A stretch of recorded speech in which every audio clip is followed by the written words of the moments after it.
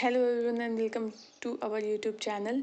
जैसा कि आप सब जानते हैं, हमने स्टार्ट की थी आपके लिए एक एनाटॉमी की क्रिस्प एंड कंसाइज सीरीज़, जिसके तहत आज मैं उसका फर्स्ट लेक्चर आपको डिलीवर करूँगी। एंड इस लेक्चर में आपको एमसीक्यू, एसएक्यू एंड एलएक्यू कवर किया जाएगा। ये पूरी सीरीज़ मैं आपको बुक के थ्रू लेके चलूँगी एंड महेंद्र सिंह मैं इसमें प्रीफर कर रही हूँ, क्योंकि लास्ट टाइम पे आप बीडीसी या फिर दीपाली कुछ भी अगर बुक उठाते हैं नया पैटर्न, सो उससे आपको 101% आपको डाउट होने ही वाला है कि आप एनाटमी में अप टू लेवल मार्क लेके आएंगे कि नहीं लेके आएंगे। इसलिए हम सबसे crisp and concise book Mahendra Singh को प्रीफर करेंगे। सो इस बुक में मैं आपको सबसे पहले कंप्लीट कराऊंगी आपका Ayurvedic portion, then we will move to our modern. So बिना किसी टाइम को वेस्ट करते हुए हम स्टार्ट करते हैं आज की यूट्यूब लेक्चर का पहला टॉपिक, जो है शरीरोपक्रम। देखो, शरीरोपक्रम का मतलब होता है जो कि शरीर से संबंधित होता है। सो सबसे पहले हमारे पास आता है शरीर की व्याख्या। ये हमसे पूछ लिया जाता है कभी कभार 5 मार्क्स में कि शरीर समझाइए। सो ये मैंने एक पेपर के अंदर प्रीवियस ईयर क्वेश्चन भी देखा था कि शरीर की व्याख्या कीजिए। सो शरीर की जो परिभाषा है वो चरक शारीर के अनुसार शुक्र शोणितम जीव संयोगे तू खलु कुक्षिगते गर्भ संज्ञा भवती। मतलब शुक्र एवं शोणित, मतलब कि शुक्र एवं शोणित का जो गर्भाशय के अंदर संयोग होता है वे क्या होता है, उससे निर्माण होता है शरीर का। सो नेक्स्ट जो परिभाषा आती है सुश्रुत के अनुसार, ये परिभाषा दोनों ही आपको लर्न करनी है। दोनों ही परिभाषा आपकी एग्जाम पॉइंट ऑफ व्यू से बहुत ज़्यादा इंपॉर्टेंट है, वाइवा पॉइंट ऑफ व्यू से भी बहुत ज़्यादा इंपॉर्टेंट है। सो जो नेक्स्ट परिभाषा है सुश्रुत के अनुसार, उसमें आपको थोड़ा डिस्क्रिप्शन अच्छे से दिया गया है शरीर का। इसके अंदर बात करते हैं शुक्र शोणित गर्भाशय आत्म प्रकृति विकासम उच्चतम गर्भ इति उच्यते तम चेतना अवस्थिनम वायु विवर्जित। वायु जो है विभाजन का काम करती है, तेज अग्नि जो है पाचन का कार्य करती है, आप क्लेदन का कार्य करता है, जल जो है वो क्लेदन का कार्य करता है उस पूरे गर्भ के अंदर, और पृथ्वी जो है वो सहनन का कार्य करती है, और आकाश जो है वो विविधता मतलब कि अंग प्रत्यंग को अलग करने का कार्य करता है। सो ये सब कुछ जब कार्य करते हैं तो हस्त पाद जीवा घ्राण करंग नितंब आदि का क्या होता है, निर्माण होता है एवं शरीर का निर्माण होता है। सो ये पूरी षडंग शाखाओं के अंदर विभाजित होता है। इसमें क्या होता है, मध्यम पंचमय और षष्ठे शरीर शाखा। सो ये जितनी भी हमने बात करी अभी तक, ये पूरे हमने शरीर के बारे में बात करी है। सो नेक्स्ट जो हमें डेफिनेशन मिलती है एक और, तत्र शरीरे नाम चेतना अधिष्ठान भूतम पंच महाभूत विकार समयुदायित्मक संयोगवाही। चेतना का जो अधिष्ठान है, चेतना मतलब आत्मा, आत्मा का जो अधिष्ठान है पंच महाभूत के से जो निर्मित है वह क्या है, शरीर है। ओके, सो नेक्स्ट हमें जो सुनने को मिलता है वो है दोष धातु मल मूलम ही शरीरम। सो दो शरीर का निर्माण किससे हुआ है, दोष से। अपनी बॉडी के अंदर शारीरिक मानसिक दोष अलग अलग होते हैं। धातु सप्त धातु होती है और त्रिमल होता है, तो उसी से भी क्या हुआ है, शरीर का निर्माण हुआ है। नेक्स्ट अगर जब हम बात करते हैं, सो इसमें काय ये शरीर का पर्याय होता है। इसमें पर्याय के बारे में बात भी की जाती है। सो चीयते अनेन इति काय, जो शरीर जिसका पोषण होता है उसे काय कहते हैं। मतलब जिसके अंदर केमिकल चेंजेस आते रहते हैं उसे अपन क्या कहते हैं, काय कहते हैं। नेक्स्ट बात करते हैं देह की। ये सारे काय देह ये सब कुछ क्या है, पर्याय है किसके, शरीर के। सो देह के अंदर क्या होता है, धार्यते अनेन इति देह, जो शरीर को धारण करता है वह क्या होती है, देह होती है। सो नेक्स्ट जो हमारे पास एक और टॉपिक आता है वो आता है गर्भ निष्पाद के अनुसार शरीर की परिभाषा। मतलब कि मानव शरीर के अंदर जो चेतना का जो अधिष्ठान है वो क्या है कि उसके अंदर हमें ज्ञान अग्नि, दृष्ण अग्नि, कोष्ठ अग्नि, 3 प्रकार की अग्नियाँ मिलती है। सो इसके अंदर भी शरीर को विभाजित किया जाता है कि अग्नियों के बेसिस पे भी। नेक्स्ट आता है कि मॉडर्न शारीर की व्याख्या। शारीर की व्याख्या 5 मार्क्स में आपसे पूछ लिया जाता है कि शरीर एवं शारीर की व्याख्या कीजिए। सो आपको ये बहुत ही अच्छे से आना चाहिए कि शरीर की व्याख्या किस प्रकार से की जाएगी। शरीर की व्याख्या कर चुके, अब शारीर की व्याख्या करते हैं। शारीर के अंदर क्या होता है, समस्त शरीर का देव और मानवीय साधनों द्वारा किया गया चिंतन और उसके भावों को जहाँ तक व्यक्त किया जाता है उसे शारीर स्थान कहते हैं। आप पढ़ रहे हैं शारीर स्थान के अंदर क्रिया शारीर, रचना शारीर। क्रिया शारीर मतलब जो हमारी फिजियोलॉजिकल एक्टिविटीज़, रचना शारीर मतलब जितनी भी हमारी एनाटमी है, जो हमारी बॉडी जिस प्रकार से बनी है वो पूरा शरीर के अंदर व्याख्या किया गया है। सो नेक्स्ट पढ़ते हैं शारीरिक की व्याख्या। शारीरिक की व्याख्या बहुत ही ज़्यादा इम्पॉर्टेंट है एवं इस जो पहला जो हमारा टॉपिक है उसके अंदर एक क्वेश्चन ये बहुत इंपॉर्टेंट बनता है। ये मैंने PYQ में भी देखा था हमारे टाइम पे कि शरीर एवं शारीरिक की व्याख्या कीजिए एवं दोनों में भेदता मतलब कि डिफरेंसेस बताइए। सो पंच महाभूत शरीरी समवाय पुरुष इति स एष कर्म पुरुष चिकित्सा अधिकृत। मतलब शरीरी का मतलब होता है आत्मा। तो जो पंच महाभूत और आत्मा होती है उनका जो समुदाय होता है वो पुरुष कहलाता है और इसे कर्म पुरुष भी कहते हैं और इसी पुरुष की चिकित्सा की जाती है। नेक्स्ट चैप्टर में आप पढ़ेंगे कि कर्म पुरुष क्या होता है, चिकित्सा पुरुष क्या होता है। सो अभी तक आपको इतना पढ़ना है। नेक्स्ट बात करते हैं हम जीवित आत्मा के बारे में। जीवित आत्मा जो होती है वो शरीर का अधिकरण पुरुष, कर्म पुरुष आदि शब्दों से जीवित आत्मा होता है। ये परमात्मा का अंश होता है।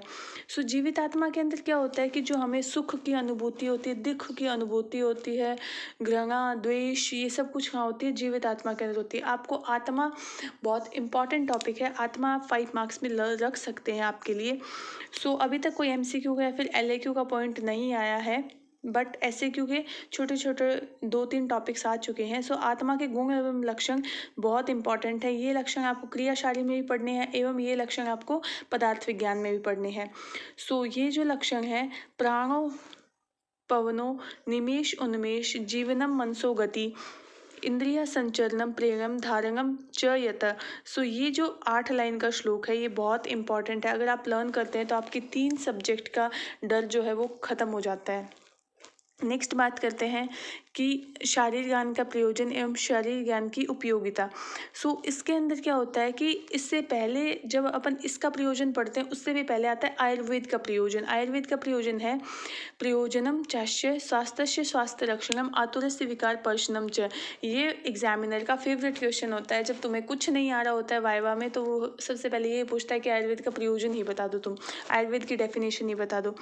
सो इसके अंदर क्या होता है कि स्वस्थ व्यक्ति के स्वास्थ्य की रक्षा करना एवं जो रोगी व्यक्ति है उसके रोग को दूर करना, ये आयुर्वेद का प्रयोजन है। नेक्स्ट हम बात करते हैं इसके अंदर ये टॉपिक्स आपके लिए बिल्कुल भी इम्पॉर्टेंट नहीं है। सो आपको ये नहीं पढ़ना है। मैं आपको बुक के थ्रू पढ़ा रही हूँ। सो आपको मैं साथ साथ में ये भी बता रही हूँ कि कौन सा पेज आपको पढ़ना है एवं कौन सा पेज आपको नहीं पढ़ना है। आपको ये ज़रूर पढ़ना है कि षडंग शारीर बताइए षडंग शारीर के अंदर क्या क्या होता है। तो सुश्रुत, चरक एवं अष्टांग हृदय ने तीनों ने अलग अलग प्रकार से बताए गए हैं षडंग की परिभाषा। सबसे पहले सुश्रुत कहते हैं तच्च षडिंग शाखास्त्रो मध्यम पंचमा षष्ठ शरीर है। मतलब 4 तो शाखाएं होगी, 5वां मध्य भाग हो गया और छठा जो है वो शिर भाग हो गया। नेक्स्ट बात करते हैं जो हमारे चरक आचार्य हैं वो क्या बोलते हैं इसके बारे में। वे बोलते हैं कि 2 बाहु द्विसक्थिनी शिरो ग्रीवा अंतर अधि तग इति षडंगम। सो चरक के अनुसार 2 बाहु आपकी मतलब 2 आपकी हाथ, फिर 2 द्विसक्थिनी एवं शील एवं ग्रीवा, ये सब कुछ आपके मिला के क्या बनाते हैं, षडंग शारीर बनाते हैं। फिर अष्टांग हृदय के अनुसार शिरो अंतराधि मतलब शिर वाला जो भाग रह गया, द्वय बाहु सक्थिनी समस्तमिति, ये जितना भी पार्ट है वो अष्टांग हृदय ने बताया है। ये आपसे MCQ पॉइंट ऑफ व्यू से बहुत ज़्यादा इंपॉर्टेंट है। ये आपसे MCQ के अंदर पूछा जाता है कि षडंग की परिभाषा बताओ, और ये भी पूछ लिया जाता है उसके साथ में कि षडंग शारीर के अंदर कौन से आचार्य ने कौन से भाग को लिया गया है, इनके कौन से आचार्य ने कौन से भाग को नहीं लिया है। नेक्स्ट हम बात करते हैं, यहाँ से आपके लिए इतना कोई इम्पॉर्टेंट नहीं है ये सारी चीज़ें, ये बेसिक्स है जो कि आप कवर कर चुके होंगे, अभी तक एनाटॉमी पढ़ चुके हैं तो ये सब चीज़ें आपको आती है। नेक्स्ट हम बात करते हैं रचना शारीर के बारे में। यहाँ पे आपसे पूछ लिया जाता है कि रचना शारीर की परिभाषा बताओ एवं रचना शारीर का वर्णन करो। रचना प्रतिपादिकम शरीरम रचना शरीरम, जिसके अंतर्गत हम शरीर के स्ट्रक्चर की, मतलब जो रचना है, रचनात्मक चीज़ें हैं, उनके बारे में जानते हैं, उनका अध्ययन करते हैं, वे होती है रचना शरीर। इसमें हम बोन्स, आर्टरीज, वेन्स, इन सब के बारे में पढ़ते हैं। फिर क्रिया शरीर के बारे में आता है क्रिया प्रतिपादिकम शरीरम, क्रिया शरीरम। आपको ये दोनों डेफिनेशंस अच्छे से आनी चाहिए, क्योंकि ये तो आपके सब्जेक्ट हैं। इतना बेसिक नॉलेज तो आपको अभी तक हो चुका होगा। आई थिंक आपने टर्म 1 एंड टर्म 2 को सीरियसली लिया होगा, तो आपको ये सारी चीज़ें क्लियर होंगी।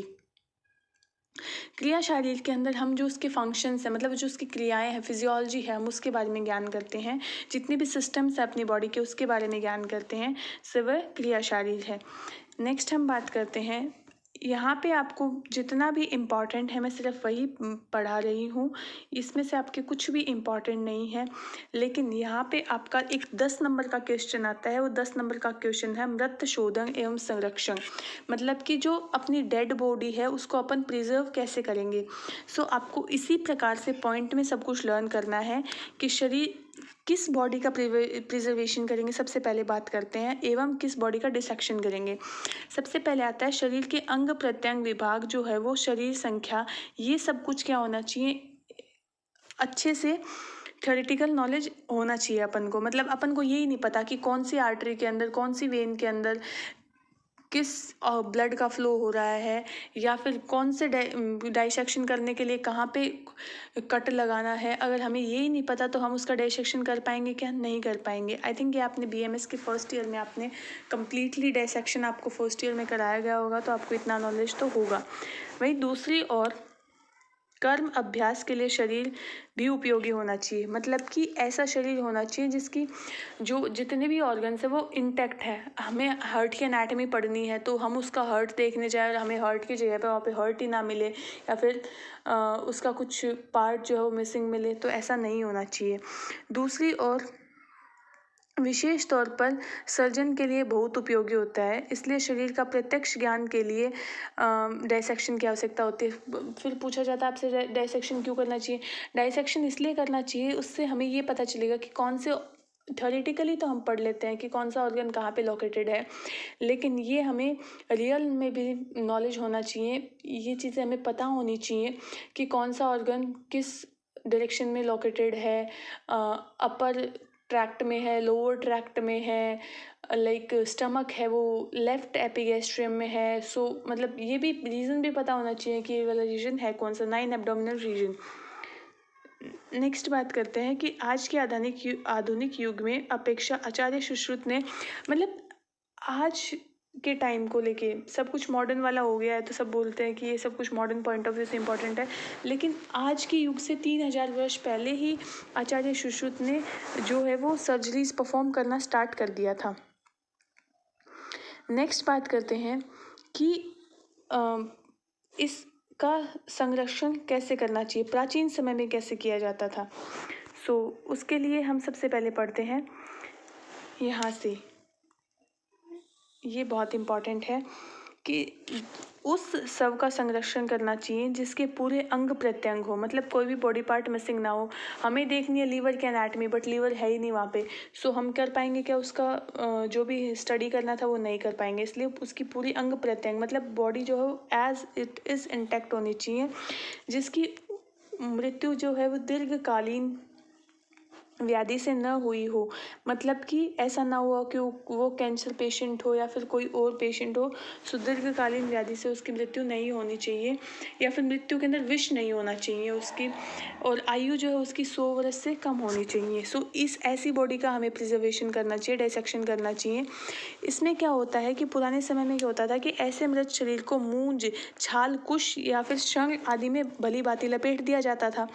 लपेटने से क्या होता था कि पूरी बॉडी एक साथ इंटैक्ट रहती थी। फिर उसको पिंजरे में रखकर तेज न बहने वाली नदी, जो धीरे धीरे जो मंदी नदी बह रही है उसके अंदर उसको डुबो दिया जाता था, ऐसी की ऐसी बॉडी बंधे हुए को। फिर बाद में क्या होता था कि 7 दिन बाद उसे, शव को नदी से बाहर निकाल दिया जाता था, एवं जो उससे जिससे उसको लपेटा है वह सारी आवरण उसके खोल दिए जाते थे, एवं उसके बाह्य एवं अभ्यंतर अंग प्रत्यंग को प्रत्यक्ष करना चाहिए, मतलब प्रत्यक्ष रूप से देखा जाता था। फिर क्या होता था कि उसके अंदर जो उसकी सूक्ष्म रचनाएं हैं एवं जो भी अपन को उसके अंदर चीज़ देखनी है, कैसे मृत्यु हुई कैसे नहीं हुई है, वो सब का उसमें स्टडी किया जाता था। नेक्स्ट आता है कि आधुनिक समय में कैसे किया जाता है। आधुनिक समय में करने के लिए मैं आपको कुछ कंपोनेंट्स बताऊंगी। उससे पहले देखो कि संरक्षण से पूर्व मृत शरीर की परीक्षा एवं सावधानियां और पूर्व क्रम। इसमें क्या होना चाहिए कि जो मृत शरीर है वो 30 घंटे से ज़्यादा समय का नहीं होना चाहिए ग्रीष्म काल में। अगर ऐसा होता है तो शरद ऋतु में ये 30 घंटे से ज़्यादा का नहीं होना चाहिए एवं ग्रीष्म में 24 घंटे से ज़्यादा का नहीं होना चाहिए। जिसके अंग प्रत्यंग कंप्लीट हो, कटे फटे ना हो, जिसकी मृत्यु दीर्घायु से ना हुई हो, ज़्यादा उसकी एज भी ना हो, एज जो है वो लमसम 55 से 60 के आसपास रही हो, एवं उसकी बॉडी में विष ना हो। नेक्स्ट हम बात करते हैं कि आजकल जो हम प्रिजर्वेटिव्स यूज़ करते हैं वो कुछ इस प्रकार से याद कर सकते हैं। इसमें एक ट्रिक आती है पीजी सेफ। सो पीजी के अंदर क्या आता है, पी से फिनॉल 1 लीटर, फिर जी से ग्लिसरीन 2 लीटर, फिर सेफ स्प्रिट 3 लीटर, फिर आता है हमारे पास फॉर्मेलिन 4 लीटर, फिर आता है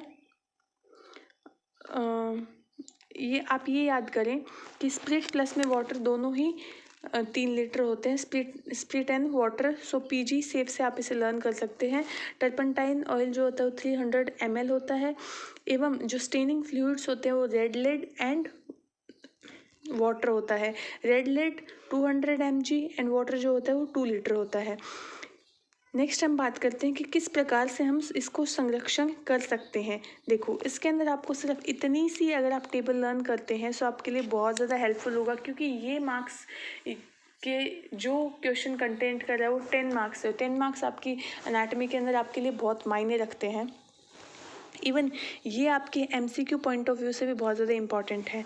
सो इसके अंदर क्या होता है कि एंटीरियर सुपीरियर इलियाइक स्पाइन के अंदर का जो अपना लेफ्ट वाला पार्ट है और इंग्वाइनल लिगामेंट है, इंग्वाइनल लिगामेंट के नीचे आप 4 सेंटीमीटर का कट लगाएंगे। उसके नीचे आपको मिलेगी femoral sheath, then femoral artery, then femoral vein. इसके अंदर ये सब कुछ प्रेजेंट होगा। और सेकंड आप कर सकते हो ये सारे कंपोनेंट कहाँ से डाले जाएंगे। दूसरी बात, आपको arch of aorta, arch of aorta के अंदर brachiocephalic, left common carotid and left subclavian artery. इसमें क्या होता है कि मृत शरीर के अंदर डाइसेक्शन टेबल के ऊपर सुपाइन पोजीशन में, मतलब कि सीधा लेटाकर लेफ्ट एवं राइट एंटीरियर सुपीरियर इलियाइक स्पाइन और प्यूबिक ट्यूबरकल के बीच में इंग्वाइनल लिगामेंट, इन दोनों के बीच में लेफ्ट एंड राइट पोजीशन के अंदर इसके बीच में इंग्वाइनल लिगामेंट के 4 सेंटीमीटर नीचे कट लगा है, जहाँ पे फीमोरल शीथ मिलती है। और फिर उसके लेटरल में femoral artery and medial side में फीमोरल वेन मिलती है। सो फीमोरल आर्टरी के अंदर कहाँ डाला जाता है प्रिजर्वेटिव फ्लूइड, फीमोरल आर्टरी के अंदर प्रिजर्वेटिव फ्लूइड में पहुंचाकर डेड बॉडी को प्रिजर्व करते हैं। और या फिर लेफ्ट कॉमन कैरोटिड आर्टरी से भी डेड बॉडी को प्रिजर्व किया जा सकता है। इसमें हमें क्या क्या सावधानियां बरतनी चाहिए। नाक, कान एवं गुदा मार्ग में कॉटन भर देनी चाहिए। इससे क्या होता है कि द्रव्य भाग जो होता है वो बाहर नहीं निकलता है। ये विधि बहुत इंपॉर्टेंट है, आप इसको अच्छे से लर्न करें। नेक्स्ट आता है कि फीमोरल आर्टरी में कैनुला की डायरेक्शन ऊपर की ओर होनी चाहिए, जिससे लगभग 1 लीटर प्रिजर्वेटिव फ्लूइड शेष रहे तो कैनुला की डायरेक्शन नीचे की ओर कर देनी चाहिए। इससे पता चल जाता है कि बॉडी के अंदर फ्लूइड कम्प्लीटली भर चुका है। या फिर उसकी बॉडी से या फिर उसके ईयर से, आईज से, ये सब कुछ क्या है, फॉर्मेलिन की स्मेल आनी चाहिए। ओके। या फिर उसके फॉरहेड में या फिर उंगलियों के अंतिम पैरों में कि पिन भेदने से, मतलब ऑल पिन अगर डाल के देखते हैं तो वहाँ से ऊज आउट करना चाहिए फ्लूइड को। सो मृत संशोधन का महत्व भी बहुत इंपॉर्टेंट है। महत्व के अंदर क्या बात करते हैं कि शरीर के अवयवों की गणना, मतलब कि शरीर के अंदर कितने ऑर्गन्स होते हैं, कितनी मसल्स होती है, कितनी बोन्स होती है, उनकी कैलकुलेशन के लिए इम्पॉर्टेंट है। अंग प्रत्यंग की रचना की दृष्टि से इम्पॉर्टेंट है, एवं उनकी पोजीशन के लिए इम्पॉर्टेंट है, एवं उसकी चिकित्सा एवं शल्यकर्म के लिए भी इम्पॉर्टेंट है। ये कुछ पॉइंट्स आप लर्न कर सकते हैं। नेक्स्ट हम बात करते हैं इस जो मैंने आपको अभी पढ़ाया ये वाला फर्स्ट टॉपिक, ये फर्स्ट टॉपिक में आपको इतना ही पढ़ना है। एंड नेक्स्ट अभी हम बात करेंगे डेवलपमेंटल एनाटॉमी के अंदर धातु भेद से शारीर की। सो धातु क्या होती है? धारणात धातुआ, जो शरीर को धारण करती है एवं नित्य रूप में वृद्धि होती रहती है, जिसकी वो होती है धातु। सो अभिनिवृत्ति शारीर क्या होता है कि अभिनिवृत्ति शारीर होता है जो कि जिन तत्वों की सहायता से शरीर एवं सूक्ष्म से स्थूल का निर्माण होता है, मतलब कि जिन चीज़ों से शरीर का निर्माण होता है, सूक्ष्म शरीर से स्थूल शरीर का निर्माण होता है, वो होता है अभिनिवृत्ति शरीर, मतलब डेवलपमेंटल। अभिनिवृत्ति का मतलब होता है डेवलपमेंट होना। सो धातु से भी शरीर का निर्माण होता है। धातु का मतलब ही होता है शरीर को धारण करना एवं पोषण करना। पुरुष क्या होता है? पुरी शेते पुरो शेते पुर्याम शेते इति पुरुषम, जो कि भौतिक शरीर में वास करता है एवं उसे पुरुष कहते हैं। और पुरुष दो प्रकार का होता है, शुद्ध पुरुष एवं कर्म पुरुष। शुद्ध पुरुष वह होता है जिसके अंदर सिर्फ चेतना रहती है, एवं कर्म पुरुष वह होता है जिसके अंदर पंच महाभूत प्लस आत्मा रहती है। सो आपको ये एमसीक्यू पॉइंट ऑफ व्यू से बहुत इंपॉर्टेंट है लर्न करना कि शुद्ध पुरुष कौन सा होता है एवं कर्म पुरुष कौन सा होता है। सो धातु भेद से पुरुष का जो संगठन होता है, सबसे पहले आता है एक धात्वज पुरुष। एक धात्वज पुरुष के अंदर आती है एक धातु, मतलब कि सिर्फ चेतना। द्विधात्वज का मतलब होता है सोम प्लस में अग्नि, या फिर क्षेत्र प्लस में क्षेत्र, मतलब शरीर प्लस में आत्मा। त्रिधात्वज पुरुष के अंदर आता है त्रिदंडात्मक पुरुष। त्रिदंड कौन कौन से होते हैं? सत्व, आत्मा एवं शारीर। एवं त्रिगुण कौन से होते हैं? सत्व, रज एवं तम। त्रिदोष कौन से होते हैं? वात, पित्त, कफ। ये मैंने आपको त्रि वाले बता दिए। अब मैं आपको बताती हूँ पंच धात्वक, मतलब कि जो पंच महाभूत है उनसे जो शरीर निर्मित है वह पंच धात्वक पुरुष है। षडंग धात्वक मतलब पंच धातु प्लस में आत्मा। सो इसके अंदर क्या होता है कि बहुत इंपॉर्टेंट है, इसे कर्म पुरुष भी कहा जाता है एवं चिकित्सा पुरुष भी कहा जाता है। इसे क्या क्या कहा जाता है? कर्म पुरुष एवं चिकित्सा पुरुष। नेक्स्ट हम बात करते हैं कि सप्त धातुज पुरुष के अंदर आता है, जो अपनी सप्त धातुएं होती है, रस, रक्त, मांस, मेद, अस्थि, मज्जा, शुक्र। एवं द्वादश के अंदर जो आता है वो होता है मन, आत्मा प्लस में पांच ज्ञानेंद्रिया एवं पंच अर्थ जो होती हैं वो हमारे पास आते। पंच अर्थ का मतलब शब्द, स्पर्श, रूप, रस, गंध। सो ये आता है हमारे पास 12 धातुज पुरुष। बाद में आता है त्रयोदश। त्रयोदश में आता है तीन दोष, त्रिदोष, त्रिमल एवं सप्त धातु। ये पूरा चैप्टर में आपको कभी से कोई ऐसे क्यों कोई एल क्यों नहीं आएगा, लेकिन आपके लिए एमसीक्यू पॉइंट ऑफ व्यू से बहुत इंपॉर्टेंट है। नेक्स्ट आता है सप्तदश धातुज पुरुष के अंदर आत्मा, 10 इंद्रिया, मन प्लस में पंच अर्थ। नेक्स्ट हम बात करते हैं चतुर्विंशति धातुज पुरुष, मतलब 24 मन, 10 इंद्रिया एवं अर्थ। ये जो है ये हमारे चतुर्विंशति पुरुष में आते हैं। फिर हमारे पास आता है बुद्धि का जो अर्थ होता है, वो बुद्धि का अर्थ महान, अहंकार, पंच तन्मात्राएं होता है। इंद्रियों का अर्थ पंच ज्ञान इंद्रिया, कर्म इंद्रिया होता है। मन एक होता है। एवं इसमें जब हम बात करते हैं चतुर्विंशति पुरुष को राशि पुरुष भी कहा जाता है, ये आप लर्न करें, ये बहुत इंपॉर्टेंट है। और सृष्टि का जो उत्पत्ति कर्म है एवं जो सृष्टि निर्माण है वे पूरा आपको सांख्य दर्शन में भी बताया गया है। सो इसमें मूल प्रकृति अव्यक्त रहती है, प्रकृति विकृति महान, अहंकार, पंच तन्मात्राएं रहती है, विकृति एकादश इंद्रिय, पंच महाभूत, न प्रकृति न विकृति पुरुष रहता है। सो पंचविंशति तत्वात्मक पुरुष के बारे में जब हम बात करते हैं, सो इसमें अष्ट प्रकृतियाँ, 16 विकार एवं आत्मा आती है। असंख्य तत्वात्मक पुरुष के अंदर असंख्य तत्व होते हैं, क्योंकि शरीर की जो रचना है वो बहुत ही सूक्ष्म अवयव से, बहुत सारे अवयव से बनी हुई है। सो इसलिए असंख्य तत्वात्मक पुरुष भी कहा जाता है। सो देखो, अभी तक मैंने आपको कर्म पुरुष, चिकित्सा पुरुष, राशि पुरुष सब कुछ बता दिया है। एवं इसके अंदर, इस चैप्टर के अंदर मुझे नहीं लगता कि अब कोई इतना इम्पॉर्टेंट टॉपिक बचा है। सो आप ये लर्न कर सकते हैं। इससे आपका एमसीक्यू बहुत बार पूछा जाता है कि आचार्य चरक के अनुसार कौन कौन से आकार महाभूत से कौन कौन से गुण उत्पन्न होते हैं। पृथ्वी का गुण है खरत्वम, द्रव्य, जल का द्रव्यतम। ये हमारे एमसीक्यू में भी आया था लास्ट ईयर। सो आप भी इसको लर्न करें। वायु चलत्वम, अग्नि उष्णत्वम, आकाश अप्रतिघात। ओके। सो लेकिन भाव प्रकाश ने जो गुण बताए, आचार्य के नाम देके आपसे पूछे जाते हैं कि कौन सा आचार्य ने कौन सा गुण बताया है। भाव प्रकाश ने गुण बताया आकाश का लघु, पृथ्वी गुरु, जल स्निग्ध, वायु रुक्ष, अग्नि तीक्ष्ण। ओके। एवं ये भी बहुत इंपॉर्टेंट है, ये आपके पदार्थ विज्ञान में भी आता है। आकाश का जो गुण होता है सत्व, वायु का रज, अग्नि का सत्व प्लस में रज, जल सत्व प्लस में तम एंड पृथ्वी का तम। नेक्स्ट बात करते हैं कौन कौन से दोष हैं वो महाभूत के अंदर उपस्थित रहते हैं। वात के अंदर वायु प्लस में आकाश, पित्त अग्नि, कफ में जल एवं पृथ्वी। नेक्स्ट हम बात करते हैं कि मल के अंदर कौन से महाभूत उपस्थित रहते हैं। पुरुष पृथ्वी, मूत्र में जल, स्वेद में भी जल, एवं आर्तव के अंदर जो है वो जल महाभूत रहता है। शुक्र के अंदर आर्तव में आग्नेय महाभूत रहता है, स्तन्य के अंदर जल महाभूत रहता है। ये भी बहुत इंपॉर्टेंट है, नेक्स्ट चैप्टर में भी आप इसको वापस से पढ़ेंगे। शरीर की त्रिगुणात्मकता मैं आपको पढ़ा चुकी हूँ, एवं इस चैप्टर में बाकी कोई भी इतनी इम्पॉर्टेंट चीज़ नहीं बचती है। सो इस चैप्टर को अभी हम कंप्लीट कर चुके हैं। मैंने स्टार्टिंग के आपके 2 चैप्टर्स कंप्लीट करवा दिए गए हैं आयुर्वेदिक पोर्शन के। सो मेरा यही मोटिव रहेगा कि जितना मैंने आपको कवर अप करवाया है उसको आप अच्छे से पढ़ें।